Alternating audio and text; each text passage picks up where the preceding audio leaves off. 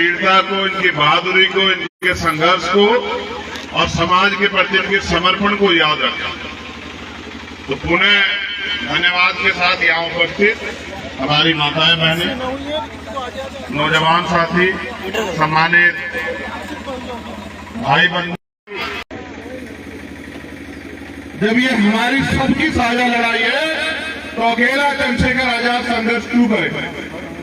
हर उस व्यक्ति को संघर्ष करना पड़ेगा जो इस आजाद भारत में स्वाभिमान सम्मान के साथ जीना चाहता है, और जो नहीं जीना चाहता वो मत करे संघर्ष, क्योंकि इतिहास आपको प्रेरणा देता है। इतिहास ये कहता है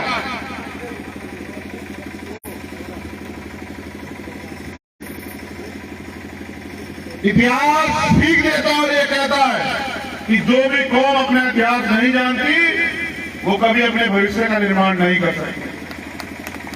और आपका इतिहास ये है भारत में कि आप 4 से 5,000 साल रोते रहे, चिल्लाते रहे, जुल्म जाते अत्याचार के शिकार हुए, किसी ने आपके दर्द को नहीं सुना।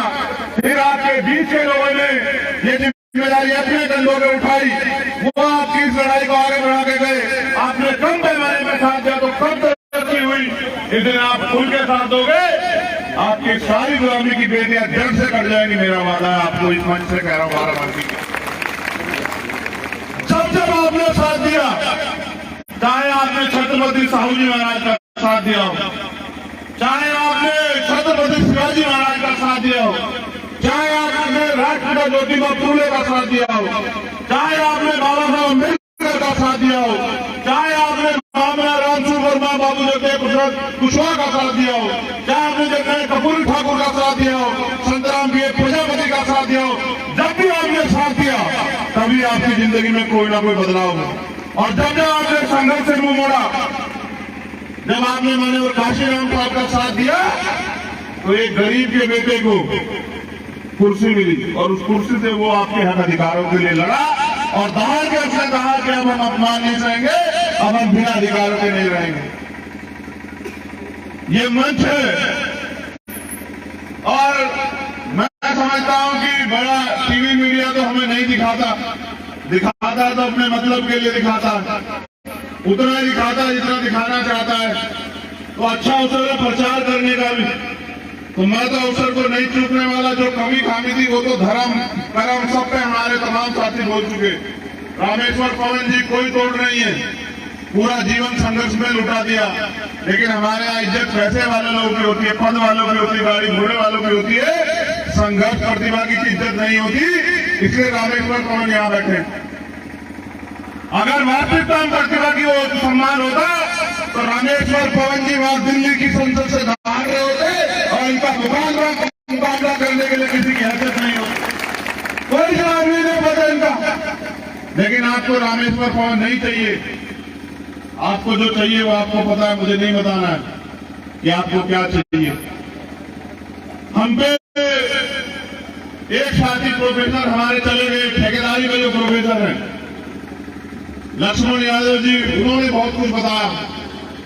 हमारे साथी आर.एस. पटेल जी ने आपको जो सरदार सेना के अध्यक्ष से बड़ी विस्तार से सारी चीजें बताई, और मेरे भाई नीरज साहब ने भी आपको जो है अंधविश्वास पाखंडवाद में सब कुछ बताया।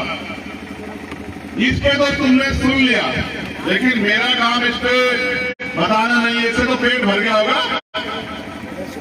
कितनी देर तक याद रखोगे इनकी बातों को? 2 घंटे, 4 घंटे, 6 घंटे? कल तो फिर आपको अंधविश्वास पाखंडवाद में जीना है, कल तो आपको फिर अपनी किस्मत के फैसले दूसरों से कराने हैं।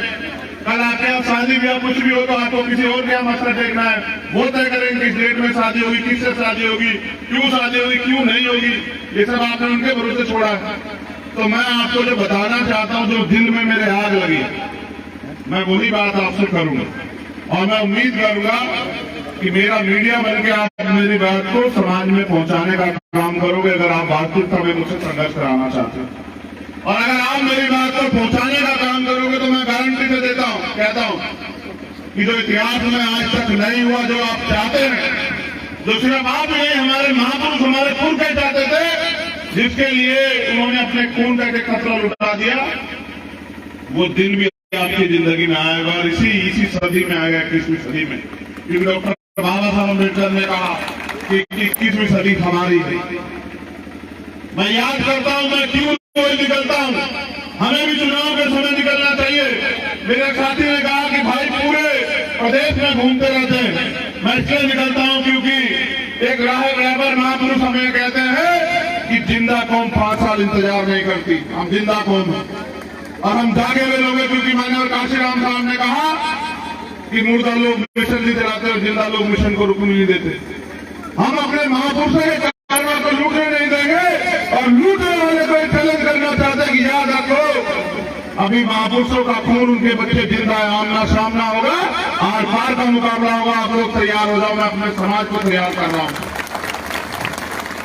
अभी मैंने उत्तर प्रदेश के जो सूबे के मुख्यमंत्री हैं, उत्तर प्रदेश के, वो लखनऊ में जाकर हम कोई बात कहते नहीं सुनते, तो मैं गोरखपुर गया सुनाने के लिए और मैंने उनसे कहा गौर करना हमारे नौजवान साथी, हमारे नेता लोग यहाँ बैठे कि जो बात मैं आपसे कहता हूं उसको जाके कहा करो, नहीं कहोगे तो बात मुझसे रह जाएगी, नीचे नहीं जाएगी, तो कोई क्रांति नहीं पैदा होगी जमीन पे। हर आदमी नहीं आता सभा में, हर आदमी नहीं देखता मोबाइल। अभी तो हमारे लोग रोजी रोटी के सुबह सुबह उठ के संघर्ष करते हैं, तब जाके घर में रोटी आती। तो मैंने अभी कहा कि बाबा साहब अम्बेडकर ने संविधान में आर्टिकल 340 में पिछड़े वर्ग की तरक्की के लिए सबसे पहले प्रावधान किया, फिर 41-42 लिखा, पहले 40 लिखा और 40 में पिछड़े वर्ग के लोगों को स्पेशल प्रोविजन मिलना चाहिए तरक्की के लिए, इसकी व्यवस्था की। और वह उस समय की जो तत्कालीन सरकार बनी थी, पंडित जवाहरलाल नेहरू के नेतृत्व में, उन्होंने कहा कि ये तो टेम्परेरी सरकार है, जब नई सरकार बनेगी तो हम आर्टिकल 340 के प्रावधान को लागू कराएंगे। और उसी के देखा देखी काका कालेकर आयोग 1953 में बना, लेकिन उनकी नियत नहीं थी कि काका कालेकर आयोग जो है उसकी रिपोर्ट को लागू किया जाए। उन्होंने उस फाइल को जो पिछड़े वर्ग के लोग अपने पैरों पर खड़ा करती, जो आपको आपकी संख्या के आधार पर हिस्सेदारी देती, उसको डस्टबिन में फेंकने का काम किया। फिर दोबारा से आंदोलन जारी हुआ, एक तरफ कमंडल का आंदोलन, एक तरफ मंडल का आंदोलन। बीपी मंडल जी के नेतृत्व में फिर मंडल कमीशन बना, उनकी सिफारिशों को फिर से जो है डस्टबिन में फेंक दिया गया। फिर एक आंदोलन जन्मा, जिनकी समझ में आर्टिकल 340, उन्होंने एक नारा दिया, क्योंकि जब वीपी सिंह की सरकार बनी, जनता दल का जब नेतृत्व आया, उन्होंने नारा दिया था कि हम मंडल कमीशन लागू करेंगे, मंडल कमीशन की सारी सिफारिशों को लागू करेंगे। तो उन्होंने पूछा उनसे कि आपके वादे का क्या हुआ? आपने कहा था मंडल कमीशन लागू करो। फिर एक नारा आया संघर्ष में कि मंडल कमीशन लागू करो वरना कुर्सी खाली करो, और अपनी कुर्सी को बचाने के लिए मंडल कमीशन लागू हुआ।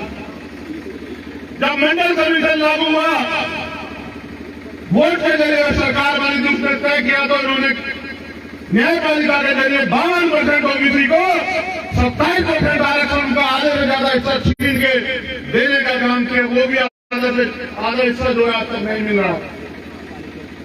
उसमें भी मंडल कमीशन की 2 सिफारिशें मानी गई। ये देखो मेरा समाज सोया हुआ, उनकी इतनी सिफारिशों का नजर करके 2 सिफारिश मानी गई थी मंडल कमीशन की।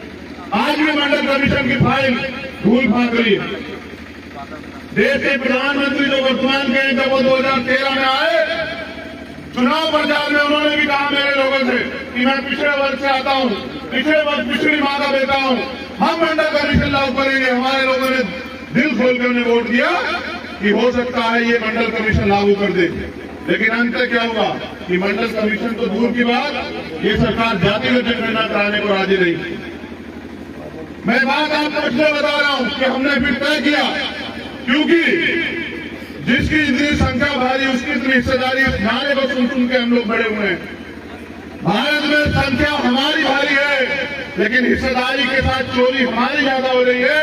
इसलिए हमने तय किया, हमने सरकार से जब कहते हैं कि कराओ जातिगत जनगणना, जब हम कहते हैं कि 52% पिछड़ों को 52% आरक्षण दो, जब 100 पद आएंगे डीएमएसएसपी के, 100 में से 52 बच्चे पिछड़े वर्ग के जाएंगे, तो ये कहते हैं कि अभी हमारे पास सरकार के पास साधन नहीं है, देश के पास साधन नहीं है। तो हमने उसकी भी काट निकाली और हमने कहा कि 27% आरक्षण आपने दिया है, लेकिन अभी 2022 में जब ईडब्ल्यूएस पे फैसला है माननीय सर्वोच्च न्यायालय का, तो उन्होंने कहा कि 50% की टैक्स खत्म हो गई है। जब उन्होंने 50% की टैक्स खत्म कर दी और आपने हमसे कहा, जब आपने 27% आरक्षण दिया कि 50% की टैक्स के कारण 27% आरक्षण मिल रहा है, तो हमने मांग उठाई है कि जिसकी इतनी संख्या वाली उसकी इतनी हिस्सेदारी अब इस देश में लागू होनी चाहिए। 52% ओबीसी को 52% आरक्षण इस देश में मिलना चाहिए, ये मांग हमने उठाई। तो सरकार का जवाब आया कि अभी भी साधन की कमी है।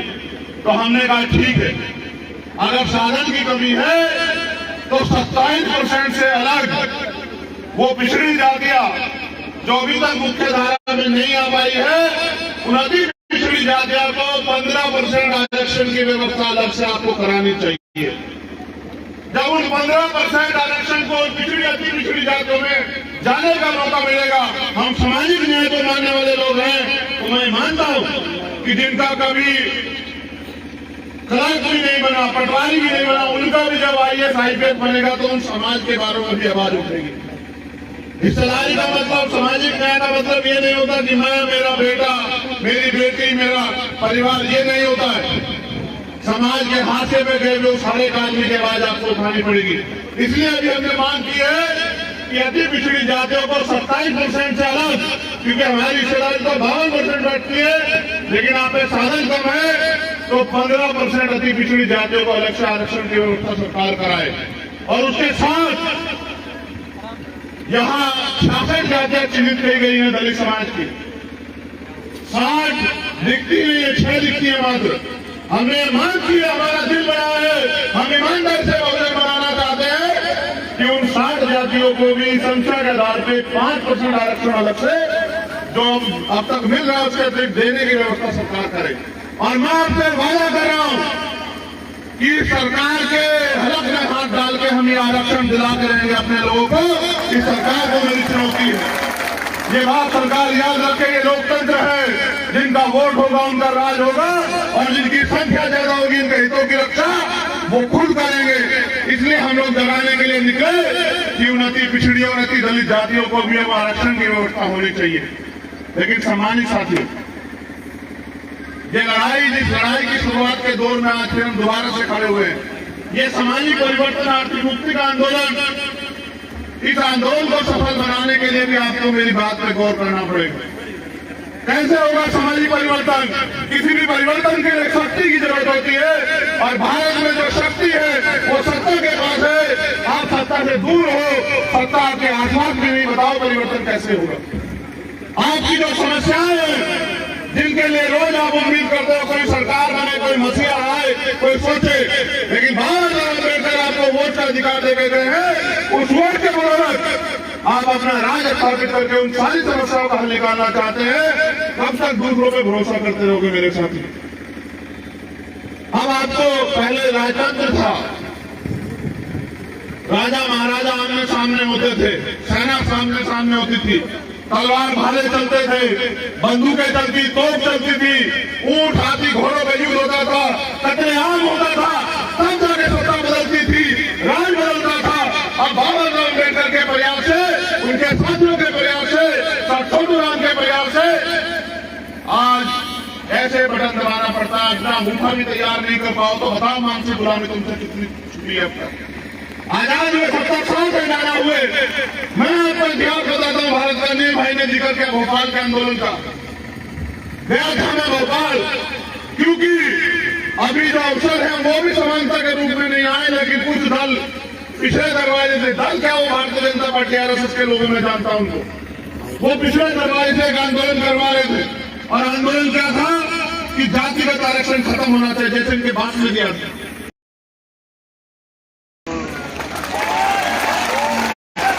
मुख्यमंत्री अगले दिन जो मांगे हमने उठाई करती उन पर घोषणा करने लगे, लेकिन सबसे जरूरी मांग ये है कि जातिगत जनगणना होनी चाहिए, क्योंकि जब जातिगत जनगणना होगी तो पोल खुलेगी कि किस जाति के सुप्रीम कोर्ट में कितने जज हैं, किस जाति के हाईकोर्ट में कितने जज हैं, किस जाति के यूनिवर्सिटी में चांसलर हैं, किस जाति के उत्तर प्रदेश में कितने थानाध्यक्ष, कितने सीओ पोस्टिंग पे हैं, कितने आईएएस आईपीएस पोस्टिंग पे है, इन सारी बातों की और देश में भी जो सरकारों में है उनकी सबकी पोल खुलेगी।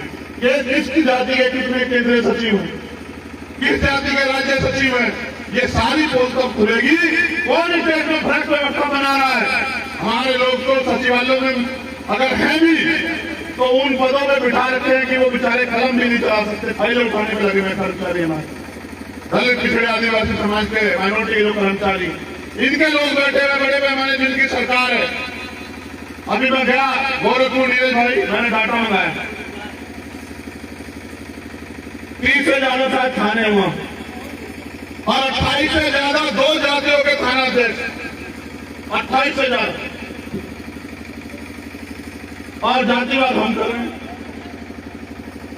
और हमारे लोग धर्म के नाम पे उनको वोट दे रहे हैं, बाद में कह रहे हैं साहब ये हमें जूते मार रहे हैं। भाई जब आप उनको वोट दोगे तो आपको जूते नहीं मारेंगे, बताओ। ये हालत है। मैं आपका गौर करना चाहता हूं इस बात पे। सबसे ज्यादा शोषण हम पे तब होता था जब इस देश में संविधान नहीं, और उस समय के जो हमारे लड़ाका महापुरुष थे उन लोगों ने उस शोषण के खिलाफ आवाज उठाई और संकल्प लिया और ठान के इस लड़ाई को लड़ा। और देखो आज हमारे पास अवसर है, आज हम कुछ को लड़ते हैं, आज हम वोट देते हैं, आज हम हवाई जहाज में घूमते हैं, आज हम बस में जाते हैं, ट्रेन में जाते हैं, अपनी गाड़ियों से घूम रहे हैं, हमारा मन चला है। ये सब हुआ संकल्प के कारण। लेकिन क्या उसके बाद हम लोग संकल्प देने की स्थिति में नहीं है? आज का जो नौजवान इस अपमान को महसूस करता है, उस अपमान को दूर करने के लिए वो क्या तैयारी कर रहा है? अगर तैयारी करनी है तो ये करो कि किस तरह से इस देश की राज व्यवस्था पे हमारे लोग काबिज हो, क्योंकि जिनका राज होता है उनकी बहन बेटियों के साथ कोई अत्याचार नहीं करता, जिनका राज होता है वो किसी से कुछ नहीं मानते, जिनका राज होता है उनको अन्याय अत्याचार अपमान नहीं सहना पड़ता।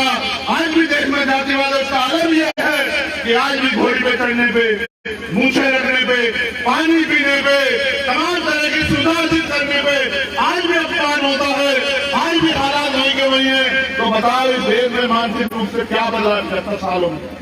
मैं भी गया दोबारा से, हमारा एक साथी किशन लाल यादव बागरी 12 तारीख के आंदोलन में उनकी जान चली गई। मैं उनके घर गया, मैं अपने लोगों से कहना चाहता हूँ, देश का आजाद लोग 75 साल से ज्यादा हो चुके हैं, देश में लोकतंत्र आए 70 साल से ज्यादा हो चुके हैं। जब मैं उनके घर गया तो मैंने देखा कि उनका घर कच्चा है, उनका घर कच्चा है, मुझसे नहीं रहा गया। मैंने अपने साथियों कहा कि जब तक इस प्रदेश में सबके घर पक्के नहीं हो जाते हम लोग चैन से नहीं बैठेंगे। इस आंदोलन की शुरुआत हमने संत गाडगे जी महाराज जी की जयंती में कल की है। हमने अपने साथियों से कहा, गांव के साथी वहां काम करते हैं, हमने उनसे कहा कि 1 महीने में हर गांव का डाटा तैयार करो और जितने कच्चे मकान हैं उन सबको कहो कि हमारा वादा है कि बिना सरकार के दबदबे छीन के आपके पक्के मकान बनवा के दिखाएंगे। ये हमारा वादा है।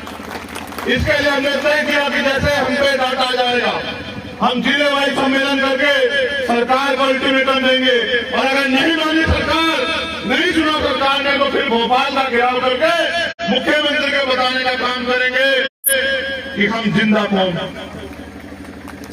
हम यहाँ इंतजार नहीं करेंगे। हमने सदियों इंतजार किया कि हमारी जिंदगी में जो परेशानियां उनके हल के लिए कोई कुछ करे, लेकिन किसी ने नहीं किया। आज भी आपकी लड़ाई आपको खुद लड़नी पड़ेगी। मैं अपनी बात रखी चला जाऊं और आप अपने घर में पढ़ के सो जाओ, इससे आंदोलन कामयाब नहीं होगा। अगर आप कामयाब करना चाहते हैं तो जो जाति व्यवस्था उन्होंने बना के हमें बांटने का काम किया, उस जाति व्यवस्था से बाहर निकल के भाईचारा बनाने का काम करो, तब जाके परिवर्तन होगा इस देश में। उन्होंने हमें बांटा अपने मकसद के लिए, अपने फायदे के लिए। हम लोग एकजुट नहीं है और एकजुट होने का प्रयास भी नहीं करिए। हमारी नालायकी।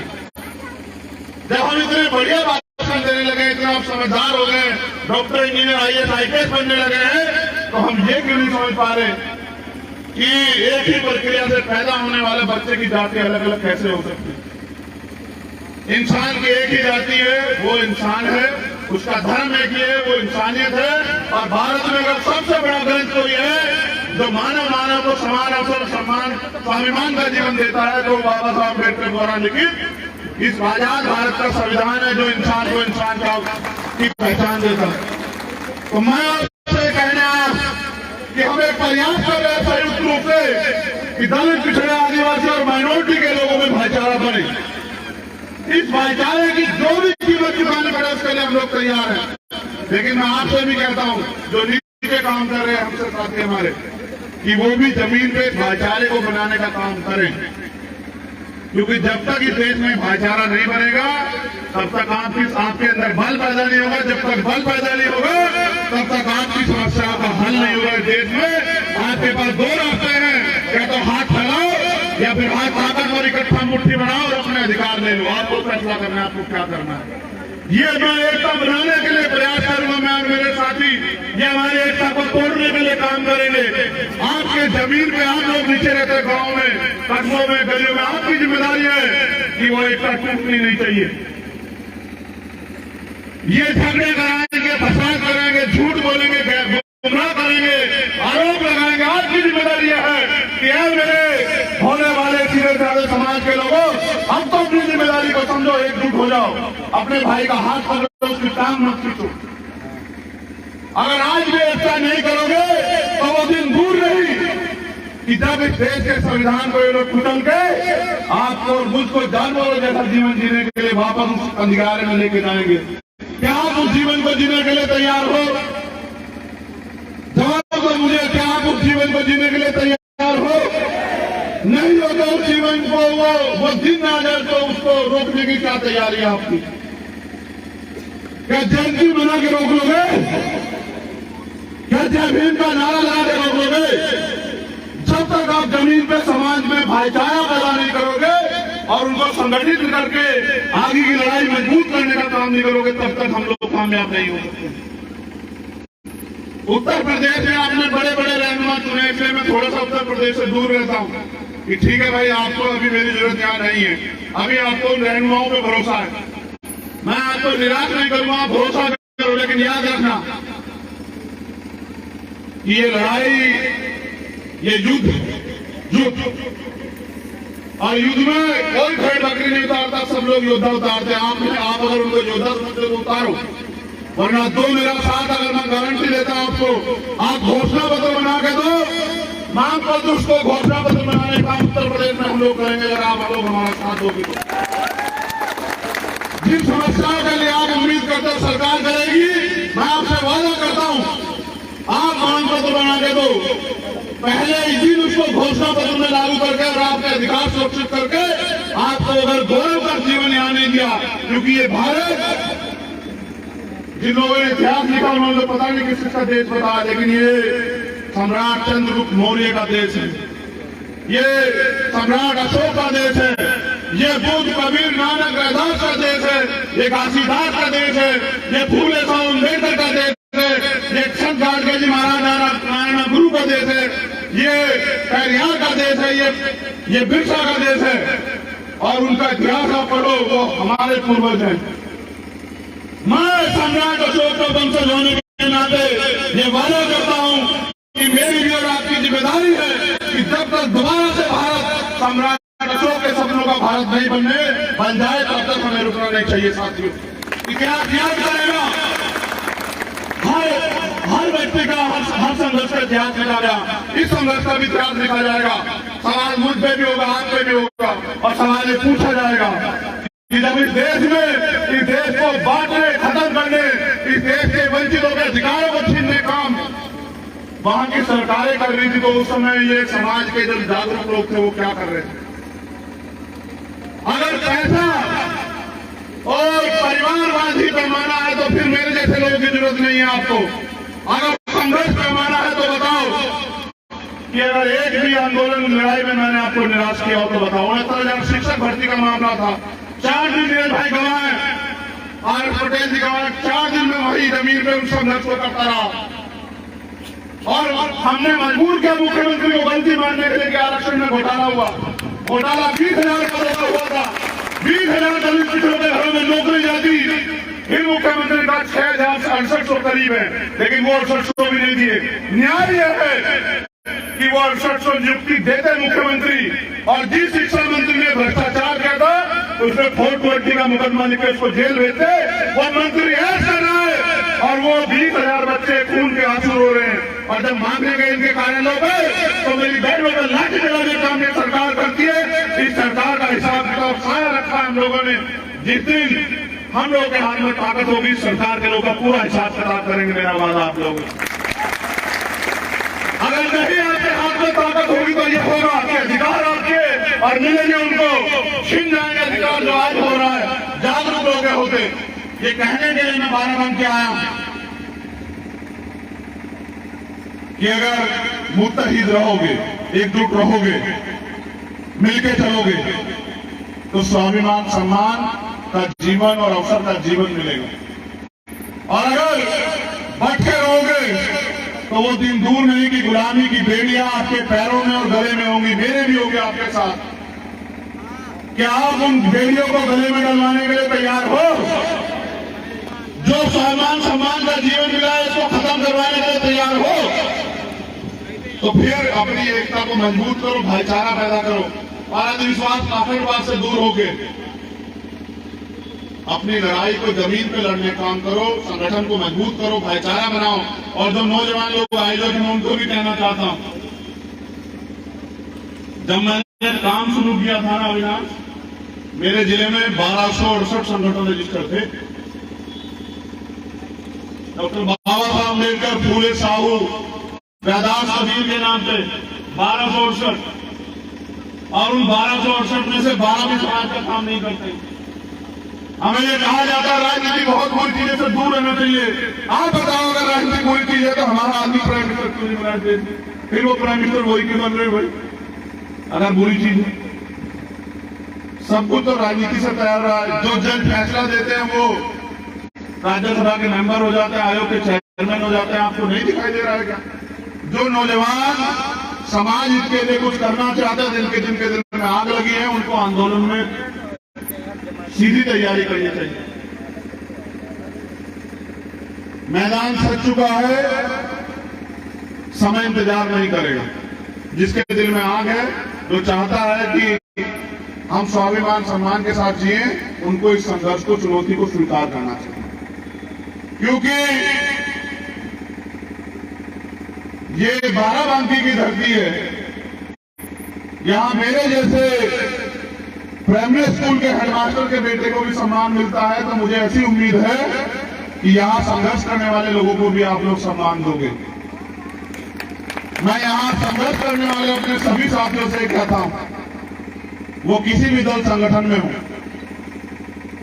मैंने एक कहानी पढ़ी थी बहुत दिन पहले कि जब जंगल में आग लगी थी, एक जंगल में जब आग लगी तो उस जंगल में एक ऊंचे स्थान पे जगह थी, जैसे ये जंगल और ये स्टेज जो है, एक ऊंचा स्थान था जो एक दूसरे के जन्मजात विरोधी होते हैं। सांप और नेवला, बिल्ली और चूहा, घेर और शेर, वो भी एकजुट होके उस ऊंचे स्थान पे चले गए, इस बात को मानकर कि पहले जान बचा लेते फिर लड़ लेंगे आपस में। लेकिन उन जानवरों को समझ आया, लेकिन मेरे लोगों को समझ नहीं आया कि भाईचारा बहुजन समाज में बनना चाहिए।